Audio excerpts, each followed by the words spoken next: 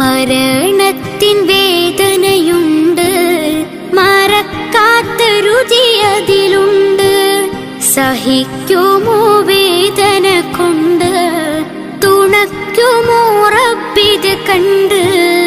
വെണ്ണയിൽ നിന്നും നൂല് വലിക്കുന്ന പോലെ എൻ്റെ ശരീരത്തിൽ നിന്നും റൂഹ് എടുക്കുമോ നാഥമില്ലേ. സക്കറാത്തിൻ വേദനയിൽ